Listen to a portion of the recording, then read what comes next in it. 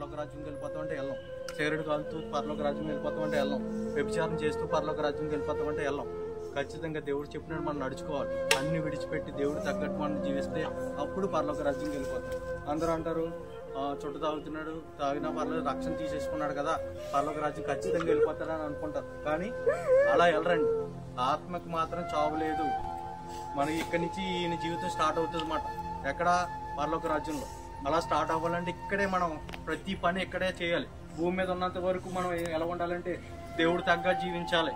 అన్ని పాపాలు విడిచిపెట్టాలి, దేవుడు నమ్ముకోవాలి, రక్షణ తీసుకోవాలి. ఆయన తగ్గట్టు ఎప్పుడైతే జీవిస్తామో ఖచ్చితంగా ఆ రోజు మనం పరలోక రాజ్యంలో ఉంటాం. మనం కూడా ఎప్పటికప్పుడు వెళ్ళవలసిందే, ఎప్పటికప్పుడు మనం అక్కడికి చేరుకోవాల్సిందే. అప్పుడు చేరుకోవాలంటే మనం ఏం చేయాలి? ఇక్కడే జీవించాలి.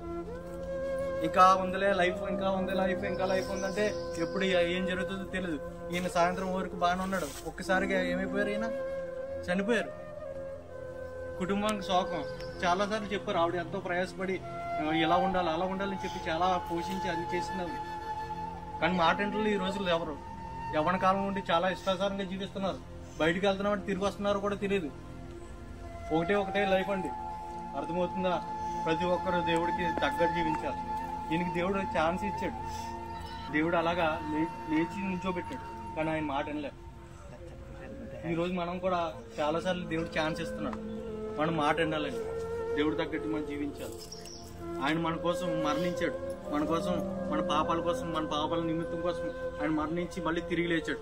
అదే రీతిగా మనం కూడా తిరిగి లేస్తాం. అలా తిరిగి లేవాలంటే మన ఆయన కృప ద్వారా మనం రక్షణ పొందుకుంటున్నాం. కానీ ఆయన కృప ద్వారా మనం జీవిస్తున్నాం. కానీ ఆయన కృప బట్టి అన్నీ జరుగుతున్నాయి. దానికి తగ్గట్టు మనం జీవించాలని దేవుడి కొద్ది మాటలను దీవించి ఆశ్రయించింది.